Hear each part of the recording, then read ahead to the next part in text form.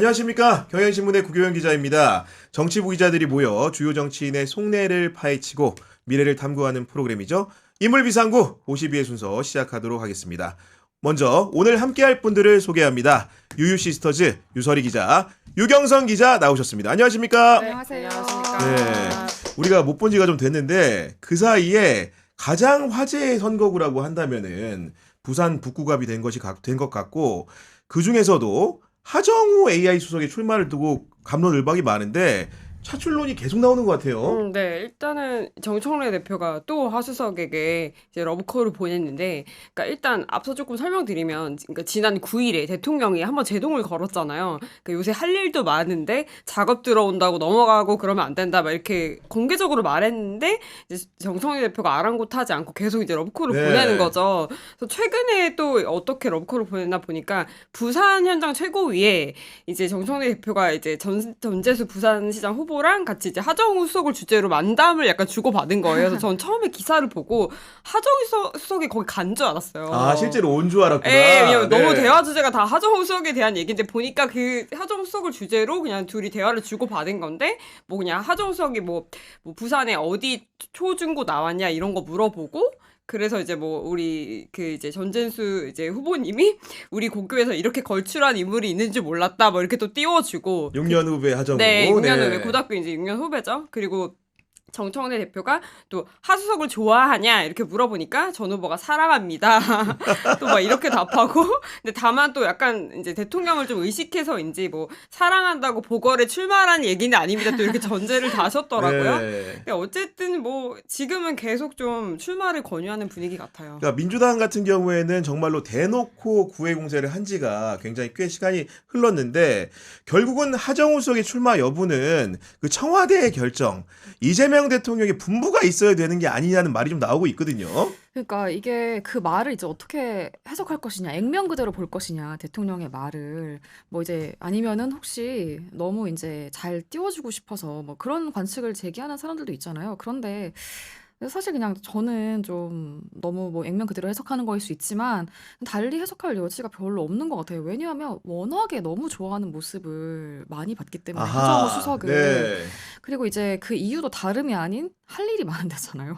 이제 대통령 캐릭터 자체가 워낙 일을 되게 중시하고 하기 때문에, 그래서 그 좀 저는 약간 그 말이 좀 그대로이지 않을까라는 생각을 좀 해봤고, 그래서 그런지 이제 하정우 수석도 인사권자의 의중이 더 중요하다 이런 식으로 계속 좀 언급을 하고 있는데, 근데 뭐 뒤에 좀 더 언급하겠지만 뭐 본인은 그렇게 좀 인사권자의 의중을 강조하면서 본인의 네. 의사는 사실 여지를 남기는 좀 그런 모습인 것 같다는 생각을 좀 해봅니다. 그러니까 유경선 기자는 네. 작업에 넘어가지 말라는 이재명 대통령의 워딩 자체를 순수하게 해석을 하면은 결국은 나의 참모로서 더 길게 일해달라, 네. 이런 식으로 보는 게 옳다라는 해석을 하고 있는 상황인데, 그럼에도 불구하고 정치권이나 정치부의 오랫동안 녹을 먹은 기자들 같은 경우에는 다른 해석도 내놓지 않습니까?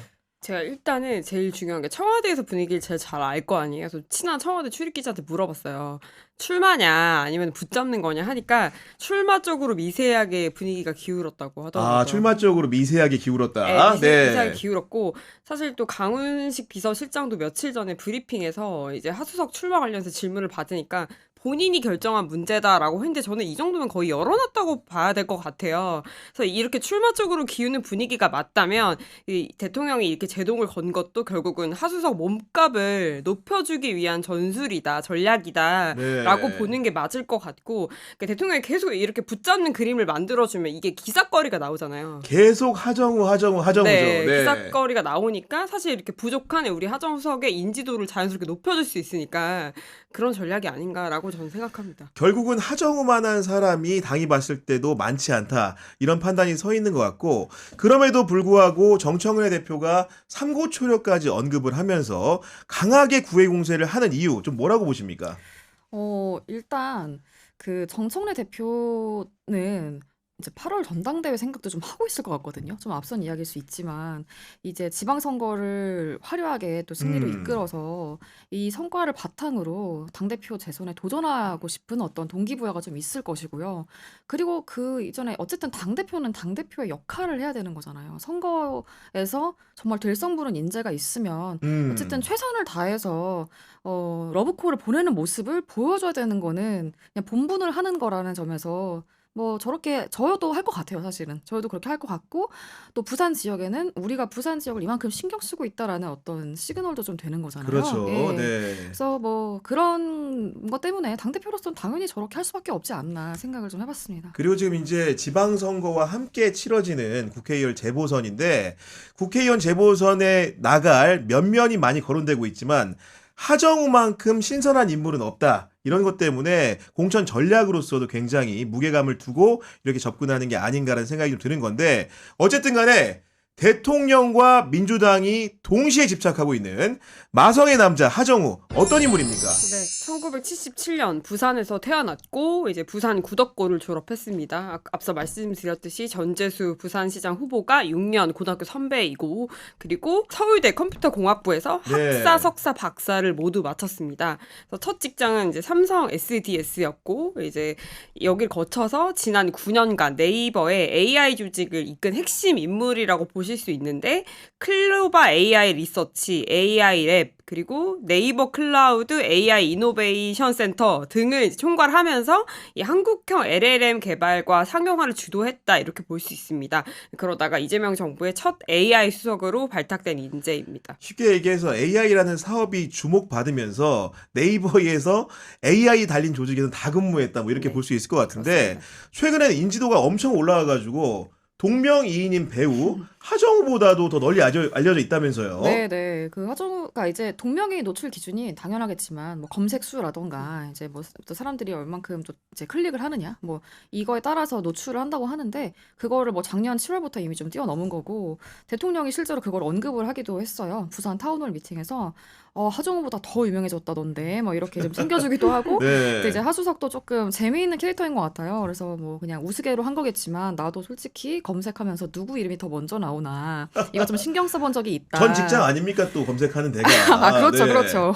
괜한 또 의혹을 또 받을 수도 있는데 아무튼 예, 뭐 그런 상황인데 그러니까 이제 정치권에 그럼 이름이 좀 언제부터 거론이 됐느냐 이거를 좀 궁금해하시는 분들도 있을 것 같아요. 근데 보니까 2022년 5월에 윤석열 정부 인수위에 참여를 했었더라고요. 아, 그때 대통령직 인수위원회. 예, 그때 이제 윤석열 정부가 디지털 플랫폼 정부를 뭐 이렇게 추진을 하겠다고 해서 이제 그 위원회에 여러 위원 중에 한 사람으로 이름을 올렸고 뭐 그러고 나서는 이제 뭐 잔잔하게 그 뭐 이따가 언급도 있겠지만 중간중간 뭐 정치권 영입 제안도 좀 있었던 것 같고 이제 그러다가 25년도 초에 작년 초에 갑자기 중국발 딥시크 그 쇼크가 있었잖아요. AI 쇼크. 네, 네. 그때 이제 정치권에서 야, 중국이 저렇게 치고 나왔구나 이러면서 너도 나도 우리도 이제 AI 정책에 힘써야 된다. 하면서 엄청 서둘렀고 뭐 이러니까 정당별로 이제 뭐 정책 기능에서 엄청 이제 네. 갑자기 AI 관련해서 막 후다닥 막 일정을 많이 준비를 했었죠. 이제 국민의힘도 그때 AI 특위를 만들어서 하정우 수석을 불렀더라고요. 여러 차례. 2025년 1월에 뭐 그당 이제 뭐 사고 치고 나서 이제 막 정신 없을 텐데 아무튼 긴급 간담회라고 열어서 뭐 하정우 수석을 당시 불렀고 그리고 2월에는 이재명 당시 민주당 대표가 AI 강국 대한민국을 위한 전문가 간담회라고 해서 이제 하정우 수석을 만났는데 그게 후에 이제 둘이 막 첫눈에 서로 뭐 알아봤다느니 뭐 이제 이런 뭐 눈에서 불꽃이 튀는 네, 계기가 뭐 됐다. 프로미스의 네. 시작 뭐 이렇게 알려진 이제 그 영상의 그 원본이 이제 그 2월의 만남이었고 3월에 또 국민의힘이 뭐 현장 간담회를 열어요. 그러면서 거기에 또 이제 하정우 수석이 참여를 하고 그 일정 하루 뒤에 또 이재명 당시 당대표를 만나요. 오. 그래서 이제 하정우 수석이 중국 딥시크발 AI 전쟁 너무 중요하고 정치권에 관심을 좀 가졌으면 좋겠다라고 일관되게 좀 촉구를 합니다. 그러니까 너무나 사실은 그 훌륭한 AI 전문가이기 때문에 여야를 막론하고 이렇게 그 러브콜이 있었던 것으로 보이는 상황인데 제가 궁금하게 생각하는 부분 같은 경우에는 지금 북구갑에서 서로 이제 대결전 양상을 띠게 거론되고 있는 한동훈 전 대표랑도 만난 적이 있어요? 네, 그 아까 말씀드린 딥시크 쇼크 이후에 이제 계속해서 정치권에서 뭐 여러 차례 불렀고 그리고 이제 한동훈 전 대표를 만난 건 이제 한동훈 전 대표가 대선 이제 예비 후보로 좀 몸풀기를 하고 있는 약간 이런 시즌에 이제 그런 시즌에 한동훈 전 대표랑 신사임당이라는 경제 유튜브에 출연을 했어요. 아, 함께 출연했어요? 네, 같이 이제 두 사람이 출연을 했어요. 그러니까 어떻게 보면 이재명 대통령과 한동훈 전 대표랑 비슷한 시기에 만나서 유튜브도 비슷한 시기에 나간 거예요. 근데 이제 큰 메시지는 사실 거의 비슷해요. 뭐 국가가 주도해서 AI 인재도 양성하고 인재 유출 막아야 되고 또 규제 좀 풀어줘야 되고 또 과감하게 투자도 해야 된다. 근데 이제 차이가 있다면 분량인데, 그러니까 제가 이제 그 한동훈 전 대표랑 나온 영상을 봤어요. 근데 보다가 뭔가 이상한 거예요. 왜냐하면 하정우 수석 목소리가 안 들려요. 그러니까 계속 한동훈 전 대표 목소리만 들리는 거예요. 아, 그 영상에서 보여주는 그 모습이. 영상에서 그래서 네. 그러니까 하정우 수석이 되게 중간 네 약간 이렇게만 하는 거예요. 그래서 뭔가 이상하다 하고 이제 노트북 LM에 좀 물어봤어요. 그 영상 링크를 넣고 두 화자의 발언 비중을 좀 분석해줘라고 했더니 대화 비중이 한 대표 80대, 야. 하정우 수석 20 이렇게 산출이 됩니다. 라고 야, AI 그렇군요. 전문가를 네. 모셔놓고 왜 자기가 아니 그래서 사실 정치인들이 이렇게 맞아, 전문가를 맞아. 모시면 주로 물어보고 이렇게 듣고 맞아. 의견 교환을 하잖아요. 근데 그치.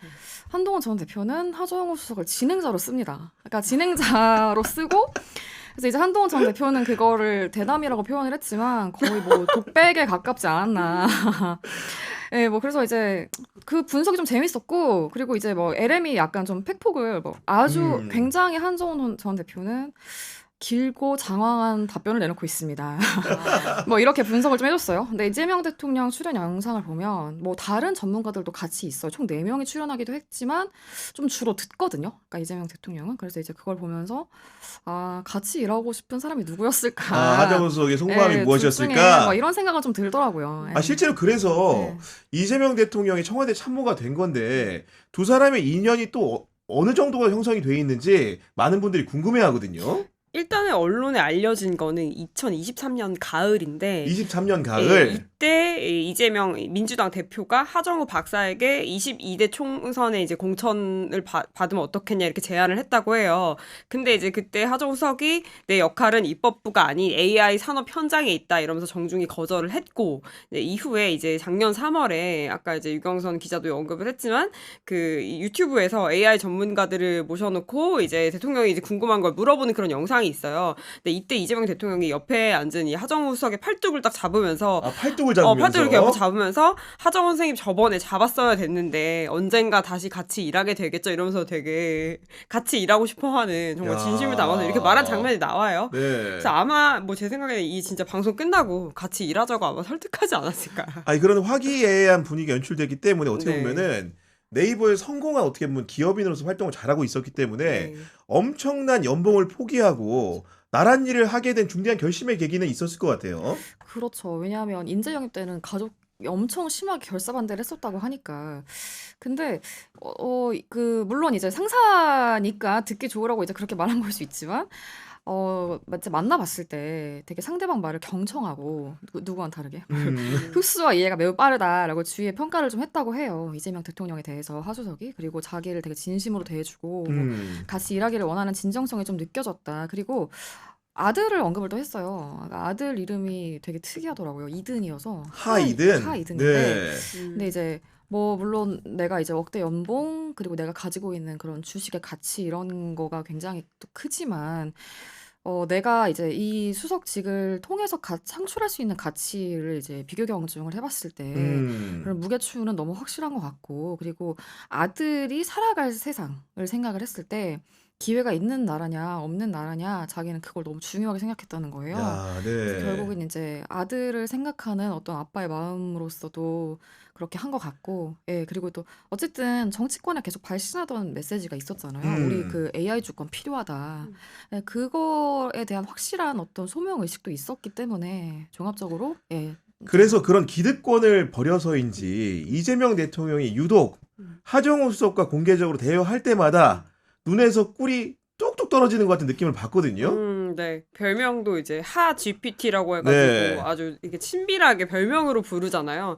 그 공개석상에서 되게 여러 번 하 GPT라는 별명으로 불렀는데 요거 관련해서 좀 재밌는 일화가 하나 있는 게 하정석이 이제 어떤 뭐 간담회에서 이재명 대통령과 일해보니까 어떻냐 이런 질문을 받았어요. 그러니까 굉장히 인사이트가 넘치고 굉장히 흡수가 빠르고 굉장히 똑똑하고 굉장히 일을 잘하시는 분이다 이렇게 막 칭찬을 호평 오고 늘어놓는데 호평이네 보니까. 호평인데 네. 그런 분이 상사가 되니까 너무 힘들다 이렇게 답하면서 웃었어요. 그러면서 대통령께서 꼭 이걸 보셨으면 좋겠다. 이걸 쇼츠로 만들어 달라 이렇게 요구를 해요. 그래서 이 쇼츠가 만들어졌는데 이걸 이제 이재명 대통령이 본인 X에 이 하수석이 출연한 쇼츠를 직접 올리면서 나의 하 GPT 봤습니다. 이렇게 화답을 하기도 하고 이런 거 보면 정말 이렇게 케미가 그러니까 훌륭하죠. 기본적으로 예. 뭐 GPT라는 호칭을 붙인 것 자체가 그쵸. 쉬지 않고 일하는 느낌이 있지 않는가라는 생각이 드는 건데 정말 하정우석을 누군가 이렇게 혹자는 말합니다. 이재명 대통령과 이렇게 굉장히 좋은 관계를 유지하다 보니까 그 역시도 리틀 이재명 같은 느낌이 있고 실제로 일할 때도 그런 모습이 보인다 이런 평가도 나오는 것 같거든요. 그러니까 이제 일에 대한 코드가 두 사람이 확실하게 좀 맞는 것 같다라는 평가는 진짜 있는 거고 그리고 MBTI가 ENTJ라고 하는데 ENTJ가 되게 기세고 일 잘하는 대표 MBTI거든요. 맞아요. 네, 예. ENTJ라고 하더라고요. 그리고 이 흔히 이제 이공계 인재라고 하면 좀 너드 이미지를 보통 많이 생각을 하고 좀 숫기 없고 이런 걸 생각을 하는데 근데 이제 하수석은 그런 이미지랑은 다르게 되게 씩씩하고 싹싹하고 엄청 음. 밝고 그리고 이제 막내지만 그러니까 막내 수석이지만 절대 기죽지 않고 뭐 가끔 이제 수석부장관 회의 같은 거 하면 이렇게 질책이 나올 때도 있잖아요. 네, 근데 당연히 그렇겠죠. 어떤 말을 들어도 전혀 기죽지 않는데요. 그냥 뭐 네, 뭐 치겠습니다 이렇게 마냥 즐겁게 이제 한다고 하더라고요. 그래서 어떻게 보면 되게 이제 약간 맑은 눈의 광인 같은 느낌도 뭐 맑은 지금 눈의 광인. 네, 뭐 그런 표현을 좀 약간 신중해야 되는 게 아닌가 싶은데 어쨌든 간에 네. 그러니까 뭐 좋은 의미인 거죠. 그러니까 음. 일에 약간 미쳐 있는. 네, 그리고 아 미래 미쳤다. 그쵸, 그쵸. 네네. 그냥 미친 게 아니라 수습을 이제 잘하고 있어요. 네. 네. 그러니까 그리고 되게 그리고 이제 상사가 엄청 좋아할 만한 그런 예쁜 짓을 또 되게 속속 골라서 하는데 그러니까 사실 이재명 정부 인사들이 과로하고 있다라는 게 많이 좀 많이 널리 알려져 있잖아요. 그렇죠. 네. 얼마 전에 뭐 김정관 장관도 뭐 아빠가 너무 집에 못 가서 미안해 이러면서 직원들한테 편지 편지랑 보내고. 뭐 이렇게 했다고 하잖아요. 근데 그 이재명 대통령이 5,200만 시간 언급한 적 있잖아요. 뭐 너무 다들 애쓰시고 피곤하겠지만 공직자의 1시간은 뭐 전 국민의 1시간이니까 5,200만 시간으로 봐야 된다. 그 이거를 X에 올렸는데 이걸 이제 하정우에 공유하면서 아, 뭐 사실 저는 회사 다닐 때 재택 포함해서 주 70시간, 80시간 일했어요. 괜찮습니다. 이러고 청와대 동료 여러분 화이팅 이렇게. 아, 해맑게 네, 또 네, 근데 이렇게 리트윗을 했구나. 네, 별이 잘 맞네. 그치. 네, 청와대 뭐 인사가 눈치 챙겨라. 저러다가 이제 왕따 된다.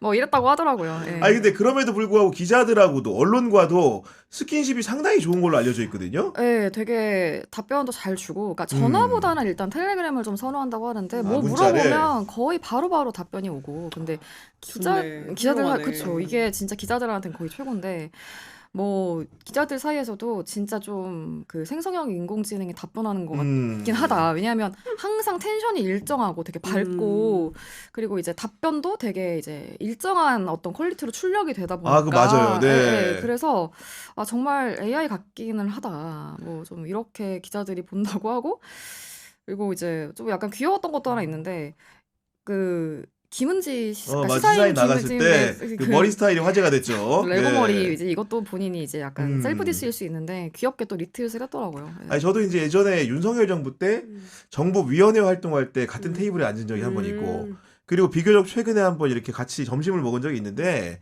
기본적으로 아까 이제 그런 말이 딱 맞는 게 기본적으로 어떤 질문을 하더라도 능수능란하게 답변을 하는데 그게 보통의 정치인들처럼 화려한 어휘를 구사하는 게 아니고 마치 정말로 AI가 결과물을 산출하듯이 일정한 어조와 톤이 유지되는 답변이 나와요. 그러니까 통상적으로 우리가 그뭐 즉흥적으로 하는 질문들이 많기 때문에 기자들이 밥 먹으면서 하는 거는 그렇죠. 뭔가 의표를 찌르는 부분도 있는데 그렇죠. 그런데 절대로 흔들리지 않고 아. 굉장히 규격화된 답변이 많이 나온다. 그런 느낌을 좀 많이 받았고 그 외견적으로도 보면은 굉장히 이렇게 얼굴도 하얗고 키도 큰 편이고 정장 차림에 말쑥하기 때문에 뭔가 좀 이렇게 굉장히 고생 없이 잘하는 것 같은 느낌을 받는데 뭐 실제로는 굉장히 이렇게 열심히 초중고 시절부터 학창 시절부터 살았다는 게 널리 알려져 있는 상황인 거고 그리고 이제 청와대 안에서 얘기 들어보니까 그 불자회 아마도 회장인 것 같아요. 그렇기 때문에 그런 종교 모임을 이끌 정도로 뭔가 이제 사교적인 부분들이 분명히 존재한다 이런 설명을 할 수 있을 것 같은데 이런 사교적인 하정우 수석의 또 다른 인맥 중에 하나가 민주당 부산시장 후보인 전재수 의원 아닙니까? 예, 앞서 설명드렸듯이 전재수 부산시장 후보가 6년 고등학교 선배이고 이런 학연도 있기 때문에 아마 하수석이 출마를 하게 되면 이 부산 합동 유세를 할 때 케미가 좀 볼만하지 않겠나 이런 생각은 들어요. 좀 재밌을 것 같아요. 케미가 좋을 것 같고. 케미가 좋을 것 같은 느낌인 거고 네. 그러면 다시 본론으로 돌아와서 어쨌든 간에 그 전재수 의원의 지역구인 부산 북구갑에 출마하는 거기 때문에 이런 그 지역적인 연고도 있고 전재수 의원과 스킨십도 있기 때문에 하정우 수석은 정말로 본심으로는 출마하고 싶은 생각이 강할까요? 그러니까 저는 뭐 이번이 아니더라도 정치는 근데 좀 언젠가는 좀 하실 것 같다라는 느낌은 좀 있는 것 같아요. 그러니까 이번에 하느냐 아니냐가 좀 쟁점인 건데 네. 뭐 이루고 싶은 비전도 있는 사람이고 그리고 이제 사실 끌려왔으면 정치권에 끌려왔으면 사실 그게 다 시작이잖아요. 그러니까 28년 총선 언급한 것도 생각이 이제 없지 않으니까 얘기를 하지 않았나 싶고 그리고 어쨌든 뭐 대통령한테 이게 결정을 좀 미룬다는 것도 뭐 생각이 없지 않다라고 좀 볼 수 있는 부분인 것 같아요. 기본적으로는. 네. 뭐 근데 뭐 부산 얘기하니까 또 그런 얘기는 하더라고요. 괜히 뭐 하는 얘기일 수 있지만 나 근데 야구는 뭐 NC 팬이다. 나 지금 보는 거 주소가 야구는 NC 창원이라서 팬이다. 뭐 네. 부산은 뭐 두 번째로 좋아한다. 뭐 이렇게 말하신 것도 있긴 하던데. 근데 아무튼 아까 강훈식 비서실장 얘기가 좀 나왔는데 저는 좀 그게 어떻게 보면 그러니까 출마 문을 열어주는 것도 있지만 그냥 이제 그만하고 좀 그만 이렇게 뭐라고 하죠? 이게 너무 다친 결론일 수도 그렇죠. 있다. 이게 네. 막 약간 좀 조만간에 확실하게 좀 정리해라라는 음. 것처럼 보이기도 했고 뭐 약간 조선일보는 뭐 하정우 뭐 부산 사출로 즐기나 이렇게 또 기사 제목을 빌기도 했더라고요. 아니 그러니까 너무 길어지면 당연히 안 되는 맞아. 거고 왜냐하면 주변에 그 지역 주민에 대한 예의가 아니기 때문에 금명간의 결론이 나오겠지만 저도 개인적으로는 출마를 하지 않을까라는 좀 관측을 하고 있는 상황인데 그 어쨌든 간에 이 우리가 출마지를 가지고 이렇게 다양하게 얘기를 나누는 것은 이게 전재수 의원이 당선된 지역이기 때문에 민주당 세가 강할 거라고 생각을 하지만 실제로는 여기는 부산입니다. 부산이기 때문에 민주당이 굉장히 고전하는 지역 중에 하나인 것이고 그 여기에 게다가 우리가 초장에도 얘기를 했지만은 한동훈 전 대표라는 그 야권을 대표하는 인물이 또 이제 깃발을 꽂은 상황 아닙니까? 네, 그러니까 사실 어떻게 보면 막 대구냐 부산이냐 막 열심히 저울질하다가 지금 이제 부산을 고른 것처럼 이제 보이는데 물론 뭐 전재수 의원이 아직 사퇴를 안 했으니까 뭐 그런 기술적인 문제만 있는 거고 뭐 출마를 하겠다고 한 거고 그러니까 부산이 자기 정치적 고향이다. 부산에서 왜 나오냐라는 질문에 그렇게 답한 거잖아요. 막 부산을 오면 마음이 편안해진다. 그리고 이제 보수 재건이라는 그 이제 어젠다를 갖고 있는 거니까 여기 동남 쪽에서부터 뭐 보수 재건의 바람을 일으키겠다. 이제 이런 메시지를 낸 거고. 그리고 이제 만약에 하정우 수석이 나오면 이거는 이재명 대 한동훈인 거다라고 이제 한동훈 캠프에서는 좀 이렇게 부스팅을 좀 치환을 해서 하고 말을 하는 거고. 있는 것 같아요. 근데 장동혁 지도부가 사실 후보를 안 낼까 생각하면 둘 사이에 뭐 구원을 당연히, 생각하면 네. 당연히 낼 거고 그리고 뭐 개혁신당이 후보 낸다고 검토한다는 말도 있고 하니 좀 과연 아니 어떻게 근데 될까? 예. 그 한동훈 전 대표가 약간 원래 그 자기중심적인 해설이 강한 사람이고 네. 속된 말로 이제 자뻑 증세가 좀 있다 보니까 음. 마치 이런 식으로 말을 하는 거죠. 언론사 인터뷰에서 왜 이렇게 저만 가면 피하냐? 조국 대표도 평택 가버리고 하정우 수석도 망설이는 모습 보이니까 이런 얘기 지금 하고 있는 거 아니에요? 네. 저는 뭐 그냥 한마디로 그냥 자의식 과잉이다. 이제 과잉이다. 네, 네. 왜냐면 한동훈 전 대표 저도 뭐 많이 만나봤지만 캐릭터 자체가 워낙 자기가 넘치시는 분이기 때문에 네. 저는 이 멘트 보자마자 자의식 과잉이네 그냥 이 생각이 바로 들었는데 저만 이렇게 생각한 게 아닌 게 조국 혁신단에서 비슷한 논평이 나왔더라고요. 아 나왔어요? 네, 예. 자기애가 과도함을 넘어 심각한 수준이라고 논평이 나왔더라고요. 아니 그렇게 말한 거. 그러면 우리 네. 유선 기자 봤을 때는 네. 한동훈 대 하정우. 하정우 대 한동훈이 재보선에서 맞붙는다. 누가 더 승산이 있다고 보십니까? 완만치 않을 것 같은데, 진짜 박빙일 것 같아요. 박빙일 것 같다. 근데 이게 이게 박빙인 거면 하정우 수석이 대단한 거죠. 근데 어쨌든 정치 신인이잖아요. 신인이고 어쨌든 그리고 한동훈 전 대표는 그래도 야권의 대선 주자 네. 급이고 하니까. 근데 어쨌든 대통령 어쨌든 일을 잘하고 있고 그런 이제 여당의 어떤 이제 프리미엄 좀 누리려면은 하정석이 조금 더 유리하지 않을까 이런 생각이 좀 들긴 합니다. 그러니까 위에서부터 아래로 조망을 해보면 첫 번째로는 이 정부가 현 정부 이재명 정부가 상당히 국정 지지율이 높은 상황에서 치러지는 여당 중심의 선거이기 때문에 네. 기본적인 바탕은 너무나 좋은 거고 그러니까 부산이란 지역으로 내려가 보면은 전재수 의원이라는 사람이 부산시장 후보가 민주당이 되면서 굉장히 확실한 구도를 만들어 줬어요. 그러면서 각종 여론조사에서 그 현역인 박형준 그 후보를 앞서고 있는 상황이기 때문에 어떻게 보면은 그런 견인론 속에서 우리 하정우 후보가 출마를 한다고 하면은 자리매김을 하는 거기 때문에 주변 조건 자체는 굉장히 우호적이고 거기에 더해가지고 국민의힘 같은 경우에는 지금 후보를 아직 이렇게 정하지 않은 상황이지만은 아까 설명했다시피 장동혁 지도부가 한동훈 전 대표를 위해서 배려할 가능성이 낮기 때문에 그렇기 때문에 다자구도로 치러지게 되는 거고 나중에 단일화라는 것도 힘들어질 수가 있는 상황이기 때문에 기본적인 정세나 조건은 굉장히 하정우 쪽에게 유리해 보인다. 이런 정도의 생각은 듭니다. 네, 맞습니다. 이재명 대통령 국정 지지율 그 최근 북구가 속한 권역에서도 긍정 평가가 59%가 나왔다고 그렇군요. 하더라고요. 네. 네, 그런 걸 보면 물론 지난번 대선 때 득표율을 보면 김문수 후보가 더 많이 득표를 했지만 지금 분위기는 분명히 있는 거고 그리고 이제 전재수 의원이랑 인연도 있는 거고 전재수 의원이 되게 지역에서 엄청 탄탄하게 해놓은 열심히 것들이 있기 때문에 다졌다고 하잖아요. 네. 그렇죠. 네, 그래서 둘이 같이 다니는 이런 그림이 연출된다면 되게 이제 한동훈 전 대표한테는 힘든 선거가 될 수도 아니 있을 굉장히 것 같다. 역설적으로 지금 한동훈 그 후보와 조국 후보의 캐치프레이즈가 대체로 비슷해요. 더 큰 정치를 하는 사람을 뽑아달라. 지역의 일꾼론에 갇히지 말고 큰 정치를 할 사람. 그 얘기는 뭡니까? 차기 대선에 나갈 수 있는 사람, 나 같은 사람을 믿고 찍어달라. 이런 얘기를 하는 상황이기 때문에 굉장히 경쟁적인 두 사람이지만 기본적인 선거에 그런 임하는 자세라든가 비전이나 투표를 소구하는 방식은 상당히 흡사하다. 그런 이런 정도의 말씀을 드릴 수 있을 것 같고 그리고 이제 하정우 수석과 함께 인물비상구에서 오늘 같이 주목해볼 인물은 민주당 울산시장 후보로 나온 김상욱 의원인데 이번 주 화요일 날 동선을 보니까 김경수 경남지사 후보, 전재수 부산시장 후보와 함께 봉화마을에 갔습니다. 네, 봉화마을 세 사람이 같이 방문을 했고 이게 그냥 이제 민주당이 부울경 탈환하겠다라는 그냥 선언이었던 것 같아요. 그래서 실제로 그 문구도 그렇게 많이 붙여놓고 일정을 소화를 했잖아요. 부울경 해양수도 메가시티. 예. 그래서 메가시티를 복원을 해서 역대 최대 규모 예산을 확보를 네. 하고 그리고 지금 정부랑 중앙정부랑도 박자를 맞춰서 굉장히 이제 지역에 힘을 싣고 재부흥을 도모하겠다라는 그런 비전을 좀 선포한 걸로 보입니다. 그런 상황인 거고 어쨌든 간에 그 김상욱 후보가 사실 어떻게 보면 생경하게 느끼실 분들도 있는 게 불과 이제 1년 전만 해도 국민의힘 배지를 달고 이제 있었기 때문에 그런 것인데 어쨌든 간에 민주당 경선에서도 갑론을박이 있었지만 과반 득표를 해가지고 한 번에 결선 가버렸어요. 본선에. 네. 네. 뭐 비결을 생각을 해보자면 사실은 근데 경선 때 경쟁했던 후보들이 이선호 전 청와대 비서관이고 이제 네. 안재현 노무현 재단 울산 상임 대표인데 사실 이 두 분에 비하면은 김상욱 후보의 인지도가 좀 압도적이긴 하죠. 그러니까 당원들도 김상욱 의원의 본선 경쟁력이 확실하게 있다고 판단을 하고 아마 표를 던지지 않았을까.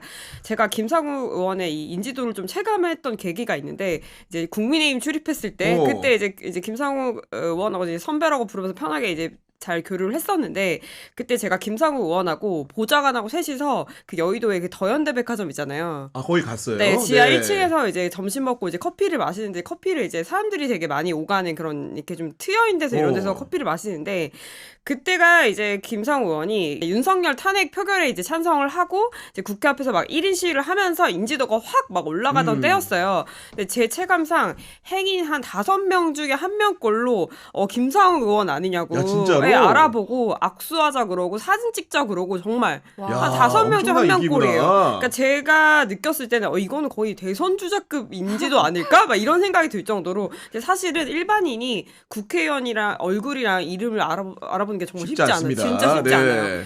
그래서 하여튼 저는 이 정도 인지도가 있기 때문에 정말 일단 음. 경쟁력이 있지 않나 이런 생각이 들었어요. 이쯤 되니까 하정우성 못지않게 마성의 남자라고 여겨지는 김상욱 후보가 어떤 인물인지 궁금해지거든요. 네, 일단 1980년생이고 경북 의성 출생이에요. 근데 초중고를 다 대구에서 나왔어요. 그러니까 울산은 나중에 사회인이 되고 나서 기반을 닦은 거고, 그리고 이제 고대 법대, 부산대 로스쿨 졸업해서 2012년에 변호사 시험 합격해서 법조인의 길을 걷게 됩니다. 그리고 22대 총선 때 국민의힘 인재 영입으로 울산 남구갑에 출마해서 당선이 됐는데 네. 집이 되게 어려웠다고 해요. 그래서 중학생 때부터 알바를 했고 대학 학자금 또 생활비 다 스스로 벌었다고 하고, 그러니까 이제 그러다 대단하네요. 보니까 사실을 네. 포기한 거예요. 왜냐하면 사실을 하려면 뭐 생활비랑 이런 거 많이 충당을 해야 되니까. 그래서 먼저 은행에 취직을 해서 다니다가 로스쿨이 생기고 나니까 그때 다시 이제 시험을 법조인의 봐서, 꿈을 계속 네. 이제 추구를 한 거고.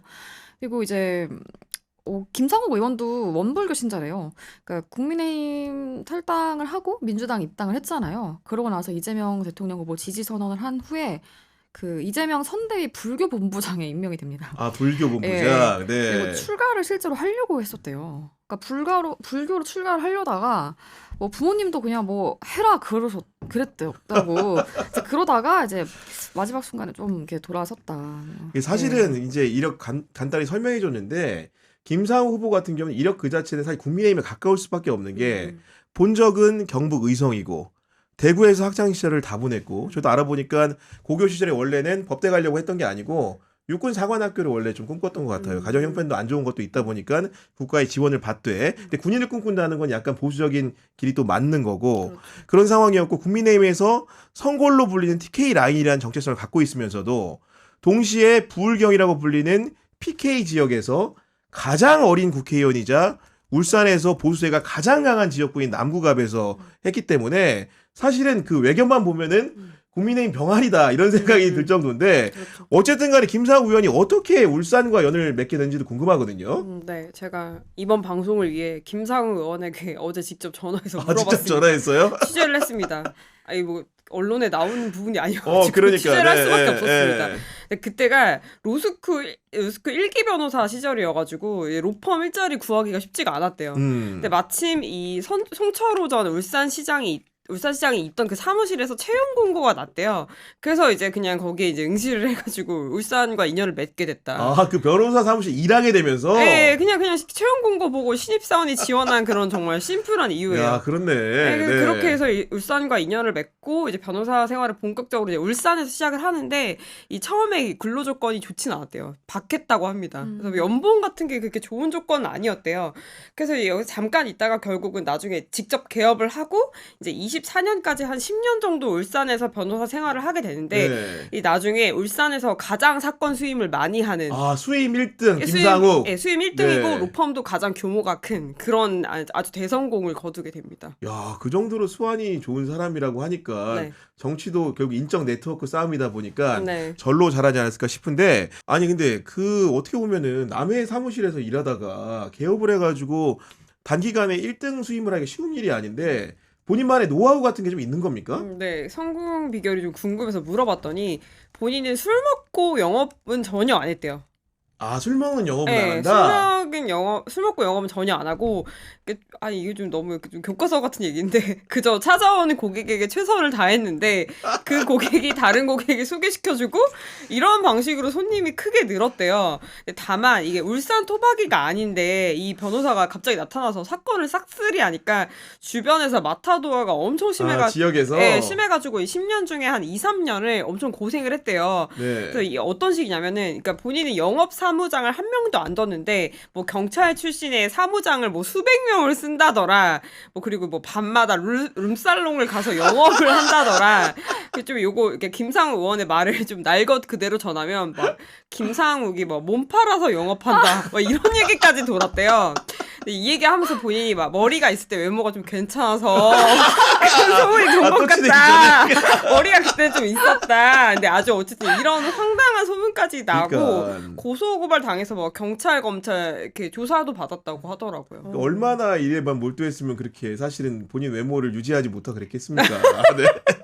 그럼 정치권 내는 어떻게 인연을 맺게 된 거예요? 네, 아무래도 그때 이제 뭐 울산 남구청이나 울주 군청 여기 자문 변호사로도 활동을 했었는데, 이게 자연스럽게 네트워크가 좀 넓어진 거죠. 아무래도 사건 수임도 제일 많이 하는 변호사고 이러니까. 그래서 울산 지역의 정치인들하고도 교류할 일이 많았었는데, 무료로 사건도 좀 많이 해주고 후원금도 잘 내줬대요. 야, 그럼 그런 남다른 면모가 있었다는 설명을 예, 해준 그런 것도 건데. 관리를 잘 네. 하니까 그래서 지역 정치인들이 영입하고 싶어하는 1순위가 된 거 아닌가. 그래서 결국은 2024년에 국민 추천제 통해서 이제 국민의힘이 영입돼가지고 공천 받고 당선이 됐는데 그러니까 제가 알기로 국민의힘에 추천한 사람이 박성민 의원이라고 합니다. 아, 박성민 의원이고. 네, 우리 야, 언더 찐윤의 수장이신. 근데 이게 지금 키워드들이 묘하게 불일치하는 사람들이 지금 그렇죠. 많이 나오고 있는 상황인데 어쨌든 간에 정치를 잘하려면은 선거를 잘 치러야 되고 선거를 잘 치르려면 가장 중요한 바탕이 체력인데 체력 관리에도 그렇게 능하다면서요?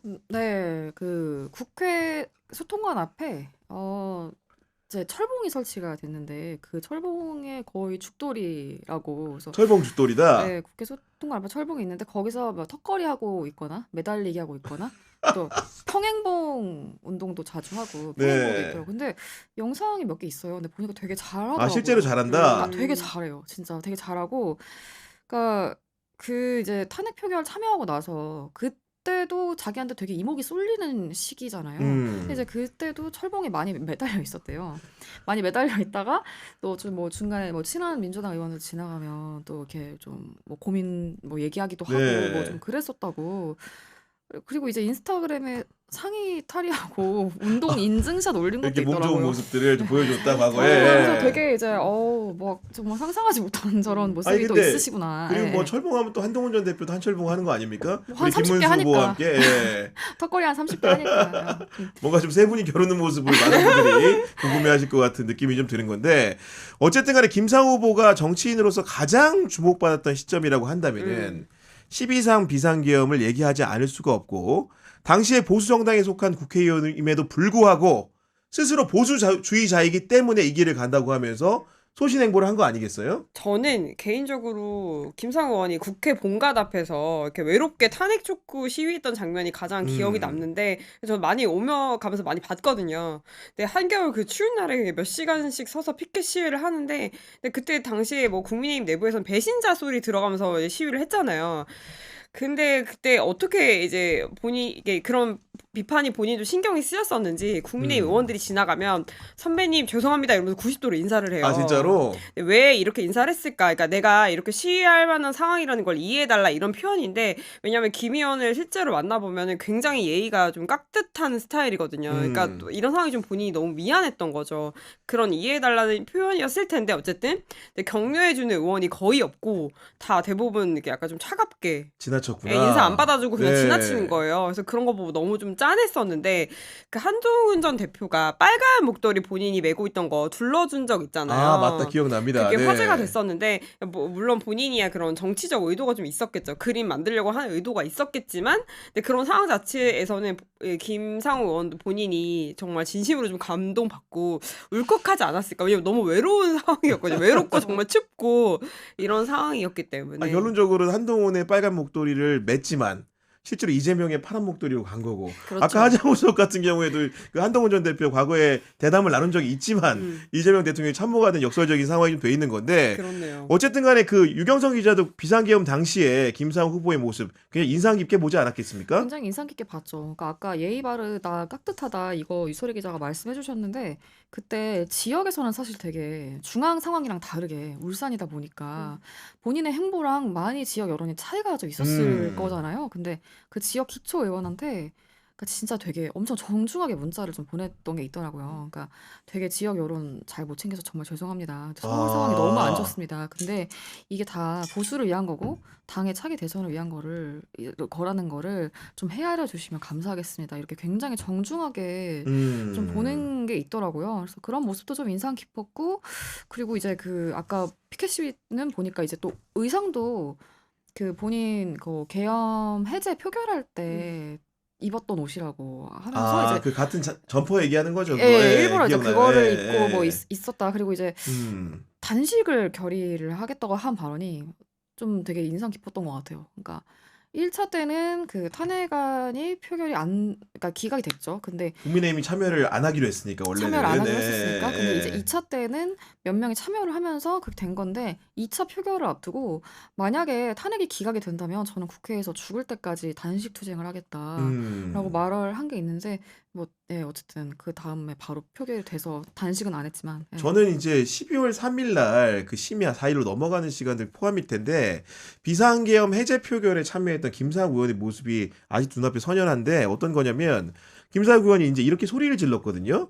그러니까 민주당 의석도 많으면서 왜 과반을 못 채우냐 이런 소리 했었는데 당시에는 국민의힘 당적이었기 때문에 잘 몰랐는데 지금 곱씹어 생각을 해보면은 아마도 국민의힘은 계엄 해제에 협력하지 않을 것이라는 것을 그 정당 생활하면서 직감을 했던 것 같아요. 그러니까 민주당이 빨리 채워야 된다 이런 얘기를 그렇겠네요. 했던 것 같고 거기에 더해가지고 이제 우원식 국회의장이 이제 표결하려면 사회를 보고 나타나야 되잖아요. 나타나자마자 김상욱 의원이 그쪽으로 뛰어 올라와가지고 손 잡으면서 건넨 말이 나라를 구해 주십시오 이런 말이었거든요. 그렇기 때문에 당시에 김상욱이라는 사람이 얼마나 치열하게 그 상황을 고뇌하고 있었는가를 적나라하게 보여주는 풍경이다 이런 생각을 하는 건데 어쨌든 간에 김상욱 후보가 이런 결단을 내린 이후에 영남에서든 호남에서든 간에 보는 눈빛이 많이 달라진 것 같습니다. 아, 그렇죠. 그러니까 일단은 지역 얘기 전에 당 얘기도 조금 하자면 그때 당에서 당한 일 때문에 마음고생이 되게 심했잖아요. 근데 이제 그리고 권성동 의원이 당시에 야, 내가 농담하는 거 아니야. 탈당하는 게 맞지. 뭐 나 웃을 일이 아니야. 이렇게 얘기하는 녹취가 나오기도 했었고 그리고 이제 아까 얘기 드렸지만 단식을 결의했다고 했잖아요. 근데 어떤 중진 의원이 그렇게 말을 했다고 전해지더라고요. 뭐라고요? 그러니까 뭐 죽을 때까지 뭐 단식 투쟁 뭐 한다고? 근데 뭐 그래 하라고 해. 뭐 근데 그러면 뭐 재보궐 선거 열리지 않겠냐? 뭐 이렇게 비아냥된 야 정말로 이게 어떻게 보면은 사람도 말의 예. 본세라는 게 그렇죠, 네. 그렇죠. 중진인데 이제 뭐 그렇게 말했다고 하니까 음. 그리고 뭐 이제 뭐 초반에 그 이제 탄핵 표결 참여하고 나서 언론에서 막 불러줬는데 이제 슬슬 뜸해지니까 저거 금단 증상 왔네. 뭐라든가 이제 그리고 사실 울산시당 위원장을 김상욱 의원이 본인이 내려놨지만 모양새는 이거 사실상 쫓겨난 거다라고 말을 이제 많이 했고 국민의힘 네. 내에서 그리고 저거 왜 지가 그만두게 놔뒀냐 탈당하게 왜 놔뒀냐 출당을 시켰어야지 이제 그런 대우들을 당한 걸 보면 참 진짜 마음이 짠하더라고요. 그때 그런 것들을 봤을 때. 네. 그리고 아까 이제 지역 말씀하셨지만 지역구인 울산 남구에서는 계엄 상황에 대해서 뭐 국민 여러분 송구합니다 이런 현수막을 걸었는데 붙였는데 거기에 빨간 스프레이로 뭐 이제 아. 욕이 좀 쓰여 있었다던가 그러니까요. 가족에 네. 대해서 뭐 좀 신변의 위협이 강해져서 경찰에 보호를 요청했다던가 반면 이제 이재명 대통령 후보 지원 유세 다니면서 전북 지역을 갔는데 거기서는 엄청 정말 따뜻하게 성원과 환호. 예, 완전 진짜 가서 네. 손잡아주고 막 음. 얼굴 쓰다듬어주고 뭐 이렇게 하면서 환대를 하는 모습이 보였죠. 그리고 저는 민주당에 이제 빠르게 적응할 수 있었던 거는 김상욱 의원을 챙겨준 의원들이 있는데 특히 이제 박주민 의원 같은 경우 굉장히 눈에 띄고 둘의 그림을 보고 뽀치와 마이콜 뭐 이렇게 부른다면서요? 네. 우리 그 둘리에 나오는 그 네. 박주민 의원이 마이콜이고 이 김상욱 의원이 또 친 거죠. 둘 다 그렇죠. 그렇죠. 이 그러니까 네. 쇼츠가 이 두 분의 브로맨스를 보여주는 영상이 많더라고요. 근데 제가 좀 인상 깊었던 게 이 김상욱 의원이 박주민 의원을 이렇게 멀리서 이렇게 뛰어와가지고 한참 동안 껴안에 거의 연인인 줄 알았어요. 막 그런 영상도 있더라고요. 그런데 첫 만남은 이제 뭐 싸우면서 시작이 됐는데 아까 선배도 잠깐 뭐 약간 언급을 해주셨는데 이제 김상욱 의원이 이제 계엄을 빨리 해제한다는 이 절박감에 민주당 의원을 향해서 왜 의석수도 많은데 빨리 150명 맞아. 못 예. 채우냐만 이렇게 소리를 쳐요. 근데 실제로 본인 인터뷰를 찾아보면은 자기가 너무 답답한 마음에 국민의힘 의원들한테도 욕설을 본인이 퍼부었대요. 아, 그러니까 이게 화제가 또 됐던 게 그 추경호 이 XX가 본회의장 못 들어가게 헷갈리게 한다. 이게 그때 굉장히 화제가 야, 됐었어요. 그렇구나. 그때 이런 말해서 밭글도 돌고 기자들이 진짜 깜짝 놀랐어요. 완전 아니, 공감되는 원내대표한테 모습으로. 이렇게 쌍욕을 네. 한다고? 근데 그만큼 역사적인 그 소명 그렇죠. 의식이 있었던 거죠. 예, 네. 그래서 하여튼 막 이렇게 본인 소리치니까 이 과정에서 이제 박주민 의원이 그걸 듣고 이제 본회의장에 있는 국민의힘 의원들한테 반성하세요 뭐 이렇게 말을 해요. 그러니까 또 이제 김 의원이 좀 화가 나서 아니 그 얘기 듣고 지금 빨리 표결해야 되는데 의원들 나가면 어떡하냐. 여기 온 사람들이 용기 있는 사람들이다. 이렇게 항의를 또 했대요. 그래서 이걸 계기로 좀 친해졌다고 그리고 합니다. 기본적으로 김상욱 의원 얘기 들어보니까 그 상임위 활동을 국민의힘에서 할 때도 행안위였는데 네. 그때도 이제 민주당 의원들하고 친해가지고 그 탄핵 그 첫 표결하는 날 국민의힘 불참하면서 당연히 안 될 걸 아니까 각자 국민의힘 의원들은 뭐 지역구 가 있고 뭐 이런 네. 상황이었는데 그때 서울역까지 갔다가 왔잖아요. 그때 이제 발이 떨어지지가 않아가지고 돌아왔다는 건데 그때 이제 국회로 오는 과정에서 통화한 게 제가 파악하기로는 신정훈 의원하고 민주당에 음. 그 민주당 이해식 의원하고 통화를 차례로 했다는 거예요. 나 갈 테니까 문 열어달라고. 그러니까 무슨 얘기냐면은 기본적으로 이제 그 민주당 의원들과의 친소 관계도 그 서로 다른 정당일 때도 나쁘지 않았다는 겁니다. 그렇기 때문에 민주당에 와서도 굉장히 잘 안착하고 적응할 수 있는 캐릭터였다. 이런 말씀을 드리는 건데 어쨌든 간에 의분이 굉장히 있는 분이고 어쨌든 불의를 보면 못 참는 스타일인데 눈물도 상당히 많은 것으로 알려져 있습니다. 눈물도 그쵸. 이 글썽도 아니고 진짜 막 이렇게 우시니까 막 이렇게 눈물 닦으면서 엉엉 울어. 이렇게 네. 우시니까 예. 그 좀 따뜻한 면도 있는 것 같아요. 그 변호사 할 때 울산 지역에 이렇게 예전부터 노동자들이 판자촌을 짓고 살던 그 마을이 이렇게 형성이 되어 있었는데 네. 이제 지주들이 단체로 소송을 건 일이 있었대요. 그러니까 다 나가라는 거죠. 근데 그 과정에서 김상욱 변호사가 이제 땅 주인들의 수임을 받았는데 거기에서 그냥 양측이 좀 합의를 합시다. 아, 지주들의 수임을 한 변호사인데 네. 합의를 이렇게 하자고 제안을 했다는 거군요. 그러니까 이제 이렇게 여기서 임대차 계약을 좀 맺는 방향으로 음. 잘 좀 같이 이렇게 조정을 해봅시다 해서 사실 뭐 수임료만 생각하면 그렇게 하지 않을 수 있었는데 어떻게 보면 되게 그 사람들의 처지에서 이입을 해서 어려운 사람들의 이 처지에 좀 더 이렇게 이입해서 이걸 선택을 한 거잖아요. 그래서 아 그런 걸 보면 저 사람이 되게 이제 마음이 좀 따뜻한 사람인 것 같다.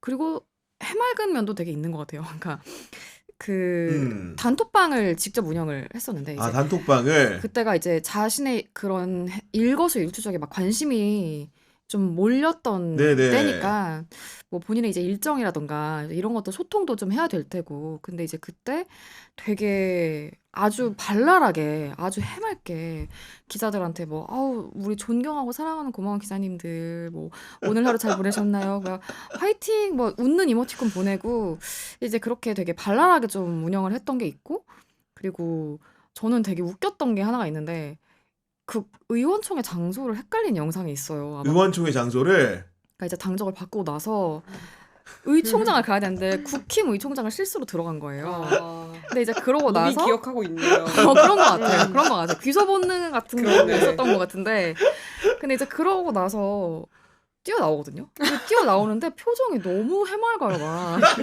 해맑은 분이세요. 거기 안에 있던 사람들은 보고 분쇄가겠어 보니까. 그러니까. 근데 이제 김상 엄청 막 이렇게 그 특유의 미소 있잖아요. 되게 해사한 미소를 지으면서 막 이렇게 열심히 뛰어와서 기자들한테 아 이거 의총장을 헷갈렸어요 이러면서 이렇게 뛰어가더라고요. 그걸 보면서 되게 해맑네. 아니 저는 김상훈 저도 방송을 같이 많이 해봤는데 기본적으로 보면은 뭐 이런 얘기를 제가 특정 종교를 편들어서 저도 그 종교를 믿지 않기 때문에 오히려 할 수 있는 건데 그 종교적인 그 마음가짐 자체도 굉장히 이렇게 그 정치를 하고 공명심을 가지는데 잘 활용을 하는 것 같아요. 그가 항상 늘 하는 말이 공심이라는 표현인데 결국은 공공선을 추구하는 마음가짐인 것 같은데 그런 표현이 그 종교의 덕목 중에 하나인 것 같아요. 저도 잘 모르지만 그런 부분들이 이제 그 내적으로 일체가 돼 있기 때문에 조금 더 이제 이런 일들을 할 때 주저함 없이 할 수 있는 게 아닌가라는 생각이 좀 드는 거고 그럼에도 불구하고 울산시장 선거라는 것은 간단한 지형이 아닙니다. 울산 자체가 사실은 과거에 민주당에서 당선된 전력이 거의 없는 동네이기 때문에 넘어야 될 산이 많은 거고 거기에 더해가지고 이제 그 특히나 이제 영남 지역 같은 경우에는 정당을 옮긴 사람에 대해서 배신자 딱지를 붙이는 경우도 많기 때문에 그 선거 자체 결과는 좀 지켜봐야 될 것 같죠. 네. 제가 그 울산 민심 얘기를 좀 들어보니까 처음에 김상우 의원이 민주당으로 당을 옮길 직후에는 분위기가 너무 안 좋아서 지역구 내려가기가 힘들 정도였대요. 너무 분위기가 안 원성이 좋아서. 많아서. 네, 원성이 많아서 되게 분위기가 너무 안 좋았는데 근데 지금은 분위기가 많이 바뀌어서 다들 되게 반갑게 인사해 주신대요. 근데 왜 네. 그런가 이유를 들어보니까 국민의힘이 사실 뭐 잘하면 상관없는데 너무 못하니까 오죽하면 김상욱이가 넘어갔겠냐 좀 이런 이제는 예. 배신자 프레임을 넘어섰구나. 예, 넘어서서 네. 오죽하면 김상욱이가 넘어갔겠냐 좀 이렇게 좀 생각해주는 분위기가 있고 또 대통령도 일을 좀 잘하니까 그런 점도 좀 반영이 돼서 분위기가 아하. 좋다고 하더라고요. 뭐 그렇다면 사실은 다행이고 그렇지 그럼에도 불구하고 이제 지형 자체 기본적인 정치적인 지형 자체가 야당 중심으로 이제 형성이 돼 있다 보니까 결국은 이제 그 선거를 이기기 위해서는 범여권이 반드시 해야 될 과제 중에 하나가 단일화인데 단일화 과정은 좀 어떻게 돼가고 있는 겁니까? 그러니까 단일화가 다른 지역이랑 맞물리면서 어떻게 보면 좀 복잡한 방정식이 되어가는 양상인 것 같은데, 그러니까 일단 진보당이 민주당에, 그러니까 울산시장 단일화는 우리가 민주당 후보로 해주고, 네. 근데 대신에 이제 평택의뢰는 이제 후보 내지 맙시다. 뭐 이제 이런 식으로 얘기가 있었다고 하잖아요. 근데 그런데 지금 평택의뢰 조국 대표가 출마 선언을 했죠. 했다 보니까 이렇게 되면 이게 좀 복잡해지는 거예요, 이제 셈법이. 그러니까 일단은 평택의뢰는 김재현 진보당 의원, 또 울산시장 김상호 의원 이렇게 정리하자고 했던 것이 어떻게 보면 변수가 좀 생긴 거니까. 음. 그래서 이제 김상호 의원은 일단 당 지도부가 빨리 결정해달라라고 계속 말을 맞아요. 하고 네. 있어요. 그러니까 우리 어차피 지금 민주당, 진보당, 조국혁신당 다 지금 범민주진영 그 후보는 단일화해야 한다라는 인식은 맞아요. 같이 하고 네네. 있으니까 당 지도부 차원에서 빨리 좀 결정을 해달라. 만약에 당에서 정리 안 해주면 우리끼리라도 좀 하겠다. 좀 이러고 있는 상황인 거고. 근데 이제 뭐 지역 연동 이런 건 사실 너무 좀 셈법같이 보이기도 하고, 그리고 이게 어쨌든 부산이라는 지역 자체가 부울경이라는 큰 그림 안에 또 있잖아요. 그러니까 부울경 탈환이라는 그림 자체는 민주당으로서도 굉장히 의지를 보일 수밖에 없는 그림이기 때문에 행정통합 의제도 있고 해서 결국은 그 중력이 좀 더 크지 않을까. 아니 근데 뭐 라는 예전에 생각을 민주당이 해봅니다. 뭐 솔직히 말해서 그 진보 정당들하고 이제 후보를 같이 연대해서 정할 때는 야당일 때 얘기하는 거고 야권 연대 이렇게 해가지고 거대 여당을 상대로 싸워야 될 때 사실은 이런 그 지역구를 서로 간에 나누고 이렇게 하는 거지. 지금 울산과 평택을 연동한다는 게 상식적으로 말이 됩니까? 저는 말도 안 되는 일을 생각하고 지금 김종 후보의 본심까지는 제가 모르겠지만은 적어도 이제 그 우리 김상학 후보는 저희 방송에 최근에 나와서도 따로도 물어봤더니 결론적으로는 경쟁력 있는 사람이 울산의 후보가 돼야 된다라는 거예요. 그러니까 본인이 아니더라도 만약에 토론하고 경쟁을 해가지고 김종훈 후보가 된다면 그 사람에게도 양보할 각오도 있는 겁니다. 그러니까 울산은 울산 나름대로 조국혁신당이 황면필 후보까지 셋 다 이렇게 토론을 하고 빨리 후보를 정하다는 게 방향인 거고 왜 여기서 평택 얘기가 왜 나오는지를 아마도 이제 김상욱 후보는 좀 이해가 안 되는 상황인 것 같아요. 자, 평택 얘기로 돌아가면은 평택에서 사실은 김재현 그 후보라는 사람이 개인 경쟁력으로 압도적인 지지를 받을 수가 있습니까?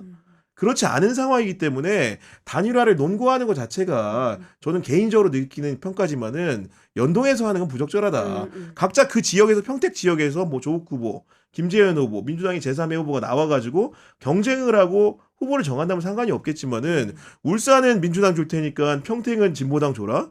턱도 없는 얘기라고 생각을 합니다. 개인적으로. 우리 유 기자님 생각은 어때요? 네, 저도 너무 네. 동감합니다. 따로 가야죠. 네. 그러니까요. 그런 말씀 주신 거고 길게 말을 좀 안 섞으려는 거니까. 네. 아무튼 제 사견임을 전제로 설명을 드린 것이고 어쨌든 간에 이제 김상 후보에 대해 정리를 해봤는데 마지막으로 인물비상구의 시그니처 코너 한 줄 평을 듣는 것으로 마무리하도록 하겠습니다. 유설 기자부터 부탁드립니다. 네.